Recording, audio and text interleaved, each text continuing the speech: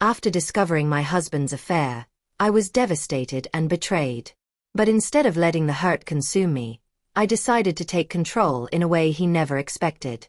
I bought the office building where he worked, using my own resources. Once the deal was done, I made sure he knew exactly who was in charge now. It was my way of showing him that I wasn't the one who was powerless in this situation.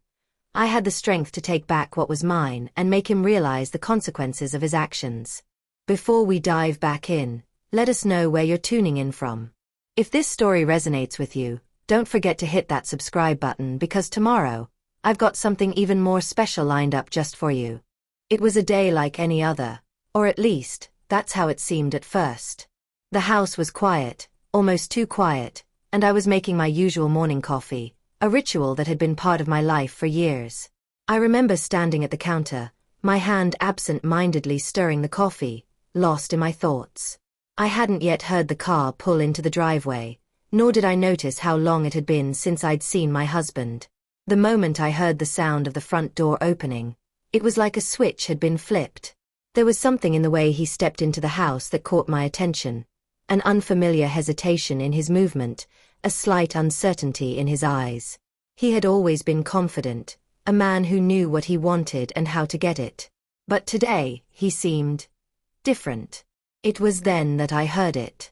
A soft ring from my phone, followed by the sound of a voice that was neither familiar nor welcome. "Hello, Mrs. Taylor," the voice said. "I'm sorry to call you like this, but I need to tell you something about your husband." My heart dropped into my stomach. I felt my pulse quicken, my fingers tightening around the coffee mug. I turned toward him, suddenly aware that something was terribly wrong. I knew him well enough to know that whatever was about to happen, it was going to change everything. I tried to remain calm as the voice on the phone continued. "I've been seeing him for the past few months. We've been involved. I know this is hard to hear, but you deserve the truth." The words hit me like a punch to the gut. I stood frozen for what felt like an eternity, staring at my husband. I couldn't speak, couldn't move. His face had gone pale, and his eyes avoided mine. I could feel the weight of the truth settling around me, suffocating me. I dropped the mug, and it shattered on the floor, much like everything else in my world. It wasn't a surprise that he had been distant lately, but the reality of his betrayal hit me harder than I ever imagined.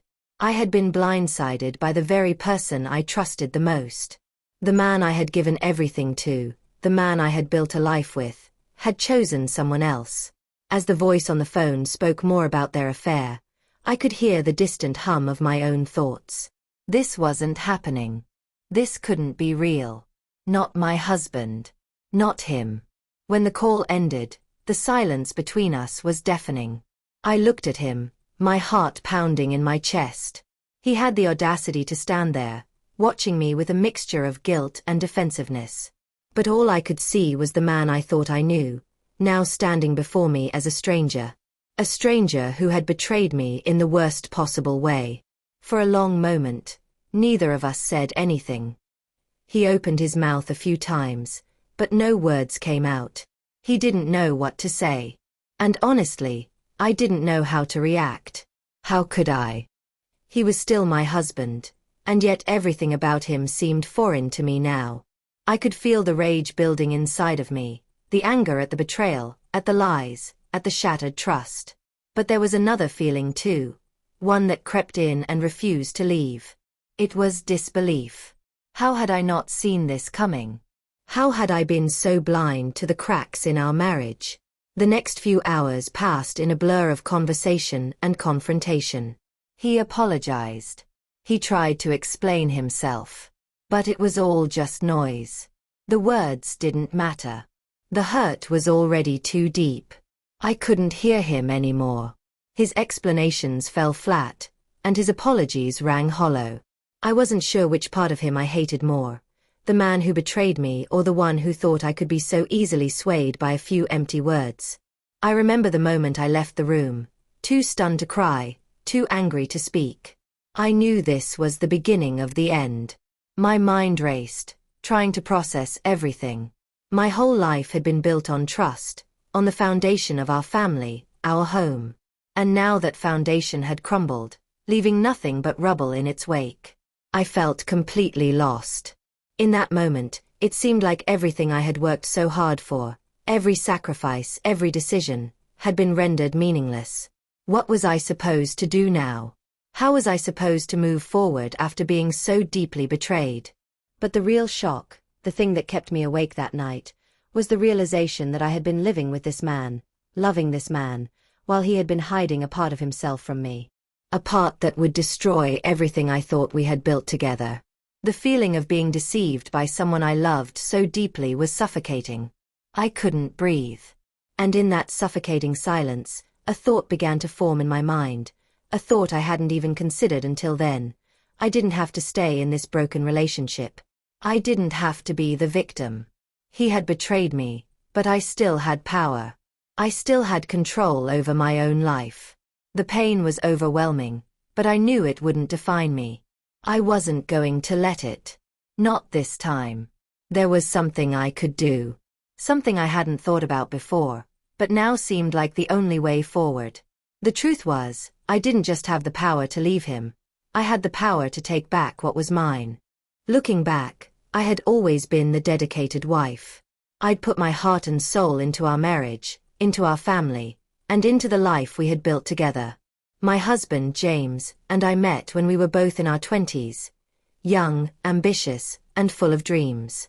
We came from different backgrounds, but somehow, we clicked. He was charming, confident, and seemed to have everything figured out. I admired that about him. We married shortly after I graduated college, and I followed him into his business ventures, supporting his ambitions while quietly nurturing my own. Our relationship was built on a foundation of love and trust, or so I thought. Together, we started a family, and with each passing year, I poured myself into being the best wife and mother I could be. We had 2 kids, a lovely home, and a lifestyle I thought reflected the strength of our bond. But I was always the one who made sacrifices. I put my career on hold to raise the children, to be the supportive wife he needed. While he climbed the corporate ladder, I made sure everything at home was taken care of, from the school projects to the grocery shopping, from the doctor's appointments to the family vacations. I gave up my own aspirations to make sure his dreams were realized. It was a choice I made, not out of obligation, but out of love. I wanted to build a future with him, a future for our children. For years, everything felt right.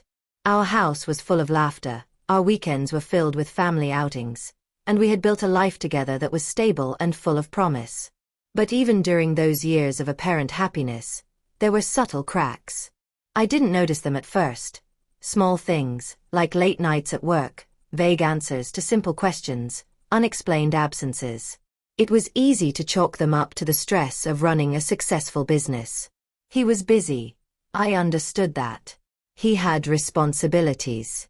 But looking back now, I can see how easily I excused him. I ignored the signs because I didn't want to believe them. I had invested so much in our life together, in him, in us, that the idea of something else was unbearable. It wasn't until I started noticing the changes in him, his sudden distance, the late-night phone calls, the secrecy, that I began to question what was really happening. But by then, it was too late. I had been so focused on keeping everything together, on making sure the kids were happy and our home was in order, that I had ignored the cracks in our relationship. I had believed in the image of the perfect family, the perfect life, and I didn't want to see what was happening right under my nose. By the time I noticed, it was already too late. He had already slipped away from me in a way I hadn't seen coming. The betrayal had been building for months, and I had been too blind to see it. And then, on that fateful day, when I found out about the affair, everything changed. The life I had been living, the life I had worked so hard to build, collapsed in an instant. I wasn't just betrayed by the man I loved. I was betrayed by the very idea of the life I had created. It was a feeling of complete devastation, of being torn apart by the person who was supposed to be my partner, my equal. The shock of the affair was one thing, but the deeper pain came from the realization that all the sacrifices I had made, everything I had given up for him and for our family, had been in vain. The years of devotion, the quiet sacrifices, the love I had poured into this marriage. None of it had mattered to him. He had found someone else, someone who could take my place. I was no longer the one he came home to. The weight of that realization hit me like a ton of bricks. The pain was physical. My chest ached with the crushing weight of betrayal. I didn't know how to process it, didn't know how to move forward. All I knew was that I couldn't stay in this marriage anymore. Not if it meant continuing to live a lie. Not if it meant continuing to share my life with someone who no longer valued me. In the weeks that followed, I was numb. I couldn't bring myself to confront him. The anger was too fresh, too raw. Instead, I kept to myself, retreating into my own thoughts, trying to make sense of everything. My husband, the man I had loved, the man I had trusted, had shattered everything. And in the midst of that devastation, I felt a deep sense of helplessness. How had I let this happen? How had I allowed myself to be so blind to the truth? But there was one thing I knew for sure. I wasn't going to let this define me. I wasn't going to let him have the power to break me. There was still a part of me, buried beneath the hurt, that wanted to fight. Fight for myself. Fight for my dignity. Fight for control over my own life. And I would. I would find a way to take back control. No longer would I be the woman who silently suffered, who silently accepted whatever life and my husband handed me. It was time for a change. It was time for me to stand up, to take back what was mine. And I knew exactly where to start. My anger and pain became the fuel for something much bigger than I had ever expected. Something that would turn the tables in a way he never saw coming. It started with the office building. The affair wasn't just a betrayal of love, it was a betrayal of everything we had built together. The more I thought about it, the more I realized that the life I had sacrificed so much for, the life I had given my all to, meant nothing to him. He had decided that he wanted something, or someone, else. In the span of a few words, everything had unraveled. He had chosen to be with someone else, but I was left with the wreckage. I wasn't sure what hurt more, the affair itself or the realization that, despite all I had done for him, he had discarded me so easily. I could hear the voice of the woman on the phone echoing in my head. She was the one who had dared to call me and tell me the truth, the one who took what was mine. I had listened to her voice with a numbness I couldn't shake. It had been a cruel, sharp awakening. Days passed, and the reality of the affair began to settle in. James tried to apologize, to explain himself, but his words felt empty. His remorse didn't seem genuine. His excuses only made me feel more isolated, more detached from the man I thought I knew. I had spent so many years supporting his career, putting my own dreams aside, doing everything to ensure his success, and now this. We were still living under the same roof, but our home felt like a foreign place. The walls, once filled with laughter and shared memories, now felt cold and distant. Every room I walked into, every corner of the house, reminded me of the life I had once believed in. And yet, I couldn't stand to be in the same space as him anymore. I couldn't even look at him without feeling the weight of what he had done. I knew I couldn't stay there forever. Something had to change. But what could I do? What could I possibly do that would make me feel like I had regained control over my life again? Then, it hit me, something I had never considered before. He was the one who had wronged me, but he didn't own everything. I had built a life too. I had worked hard to create a stable home, a comfortable life for our family. And I was not going to let him walk away from this without facing the consequences. It wasn't about revenge, at least not in the way most people would think. It wasn't about causing him pain or trying to destroy his life. It was about taking control of my own life, about showing him that, no matter how much power he thought he had, I still had the ability to make my own choices. I wasn't just the wife who had supported him through thick and thin. I was someone with her own worth, someone who deserved to stand tall in the face of his betrayal. The idea began to form in my mind slowly, but the more I thought about it, the more it seemed like the right path. I wasn't going to just sit back and let this happen to me. I was going to do something bold, something unexpected, something that would show him who was really in control. I had always known that his office building was an important part of his life. It was where he spent most of his time, the place that had given him so much power and success. But what if that was something I could take from him? What if, instead of letting him walk away with everything, I could take control of something that mattered to him just as much as the family did? I began to think about the business and the building, how important it was to him, how much time and effort he had put into maintaining it. It was clear to me that the office was a symbol of his success, and for years, it had been a part of his identity. The thought of taking it from him wasn't about destroying his career, it was about showing him that he couldn't just treat me however he wanted. I wasn't going to let him walk away from this without facing the consequences. So, I did something he would never expect. I decided to buy the office building. It wasn't a decision I made lightly. It took weeks of careful planning, consultations with lawyers, and meetings with real estate agents. But in the end, I did it. I used my own resources and bought the building, securing ownership of something that had once been a symbol of his power and success. I remember the day I signed the papers. I had never felt so empowered in my life. It was a quiet victory, a victory of reclaiming control over my own life.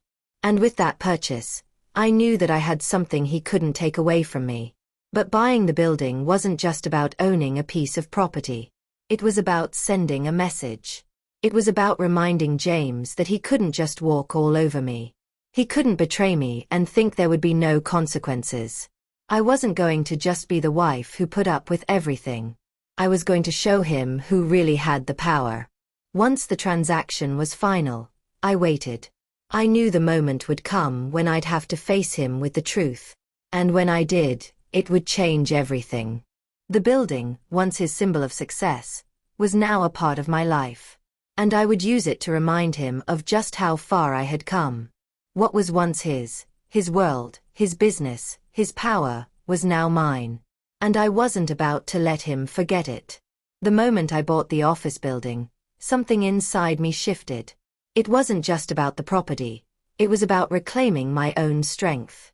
I had spent so many years living in his shadow, supporting his dreams, letting his needs come before mine. But now, for the first time in a long time, I had something that was completely mine. Something that didn't involve him. And that made me feel more powerful than I had in years.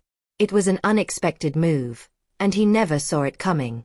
In the days following the purchase, I didn't say a word to him about it. I didn't want him to know right away. I wanted him to feel the shift, to experience it in a way that would leave him speechless. He had betrayed me, and now, I was going to show him exactly who was in charge. The day I planned to confront him, I felt a strange sense of calm. It was as though I had prepared for this moment my entire life, though I had never realized it until now. The time had come to make him understand the consequences of his actions, not through yelling or anger, but through quiet, deliberate power. He was in his office, no doubt distracted by the chaos of his affair, trying to balance his personal and professional life while everything around him crumbled. I knew he would be focused on his work, oblivious to what was about to happen. I walked into the office building with the same confidence I had built over the past weeks. I didn't even hesitate at the front door. I had every right to be there, just as much as he did. I remember the look on his face when he saw me. He didn't expect me to show up at all. He certainly didn't expect me to be there, standing in the very place that had been a symbol of his control and success. I could see the recognition in his eyes, the realization that something had shifted. I could feel the power I had gained in that moment. I wasn't just his wife anymore. I was someone who could take charge of my own life, and now I had something that mattered to him. "James," I said, my voice steady, "we need to talk." He stood up, his face pale, caught off guard. "What are you doing here?" His voice was defensive, yet tinged with nervousness. "I came to show you something," I replied, walking over to his desk, where his nameplate sat proudly in front of him. I looked around the office, the place that had been his domain for so long, the place where he had always seemed so untouchable. But now it was mine. Every inch of this building was mine. "What are you talking about?" he asked, trying to regain some semblance of composure. Without answering, I reached into my bag and pulled out the papers, the documents proving that I was now the owner of the building. I slid them across the desk to him, watching as his eyes widened in disbelief. He picked them up, his hands shaking. You bought the building? His voice was a mix of anger and shock. Yes, I said simply, watching his reaction carefully. I own it now. It's mine. For a moment, he stood frozen, unable to speak. His face flushed, and I could see the wheels turning in his head as he processed what I had done. The weight of my actions hit him hard, and for the first time in years, I saw him visibly shaken. It wasn't the man who had been so sure of himself, so confident in his power. This was a man who had lost control. And it felt good to finally witness it. You think this is funny? He spat, his anger rising. You can't just. I think this is necessary, I interrupted, cutting him off. You've spent years treating me like I don't matter, like I'm just a background figure in your life. You've taken everything for granted, and now I'm showing you what happens when someone decides they've had enough. The silence that followed was thick with tension. He looked at me, his mind racing, trying to process what I had just done. He opened his mouth to speak again, but I didn't let him. I didn't need to hear his excuses anymore. His affair, his lies, his indifference to everything I had done for him, it was all irrelevant now. I'm not angry, James, I said softly. I'm not here to tear you down. But I am here to remind you that I'm not helpless. I'm not the woman who waits around for you to make up your mind. I've taken control of my life, and I won't apologize for it. His face twisted with frustration, but there was nothing he could do. The building, the symbol of his success, was now under my name. The power that he had held over me for so long was now in my hands. And the best part, he knew it. I walked out of his office with my head held high, feeling the weight of the decision settle on my shoulders. I wasn't just the woman who had been betrayed. I was a woman who had taken her power back, a woman who had reclaimed control over her own life. As I left the building that day, I realized something. This wasn't just about the office. It wasn't about the property or the power it gave me. It was about the message I had sent. To him, to myself, to anyone who had ever doubted my strength. I was done being someone's doormat. I was done being overlooked, dismissed, and disrespected. I had taken control, and nothing could take that away from me. The weeks that followed felt like a slow, steady shift in my life, like a weight being lifted from my shoulders. There were still difficult moments, of course. The anger, the hurt, the betrayal, those emotions didn't just disappear. But as I walked through the halls of the office building I now owned, I felt something I hadn't felt in a long time. Power. Not the kind of power that came from controlling others, but the power of reclaiming my own life, my own choices. James was still reeling from the news. He tried to maintain control over the situation, but he couldn't. He was no longer the one who called the shots. I could see it in the way he looked at me, the unease in his eyes every time we spoke. He had never imagined that I would make such a bold move. I had always been the supportive wife, the one who stood behind him, who helped him succeed. But now I was standing on my own, and it unsettled him. He tried to get me to forgive him, to move past the affair, but his words meant nothing. I wasn't interested in mending what had been broken. I wasn't interested in going back to the life I had once known. That life was built on lies and betrayal, and no amount of apologies or promises could change that. The trust between us had been shattered, and there was no going back. The more I focused on my own life, the more I realized how much I had sacrificed over the years. My dreams, my career, my identity. I had always been James's wife, his support system, the one who put his needs before mine. But I had forgotten who I was in the process. Now, with the office building in my name, I felt a shift inside me. I wasn't just his wife anymore. I was a woman who had taken control of her own destiny. A woman who wasn't afraid to stand up for herself. There were moments when I would walk through the building's halls, past the offices and conference rooms, and I would feel the weight of the change settle in. I could feel James's presence everywhere, but it didn't affect me the way it once did. I wasn't scared anymore. I wasn't living in the shadow of his success. I had my own space, my own identity, my own power. But it wasn't just about the building, or the power, or the revenge. It was about the transformation that had taken place within me. I wasn't the same person who had stood there, devastated and broken, when I first discovered his affair. I wasn't the woman who had silently put up with his betrayal. I was a new version of myself, strong, empowered, and in control of my own fate. I didn't need James anymore. I didn't need his validation, his approval, or his love.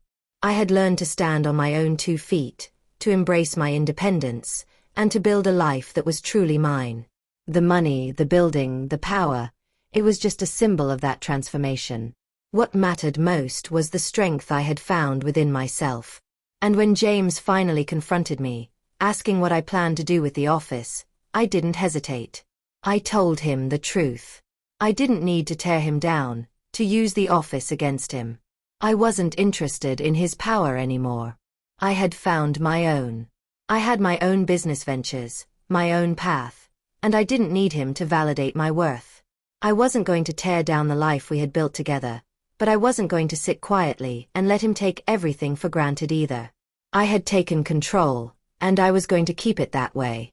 I was done being overlooked, done being the silent partner in his life. Now, I was the one who held the reins. It wasn't a perfect resolution, but it was a victory. A victory not just for me, but for every woman who had ever felt invisible in a relationship, for every woman who had ever been betrayed and made to feel like they didn't matter. This was my redemption. I had taken what was mine, and I had rebuilt myself in the process. As I walked out of the building that day, I felt a sense of peace wash over me. The battle wasn't over, but I had won something far more important than any property or business. I had won my independence, my self-worth, and my strength.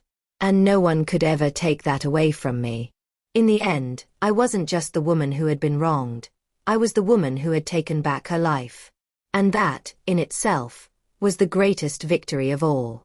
With the office building under my control, I had taken my power back. And from that moment on, I knew that nothing, no betrayal, no heartbreak, could ever make me feel small again.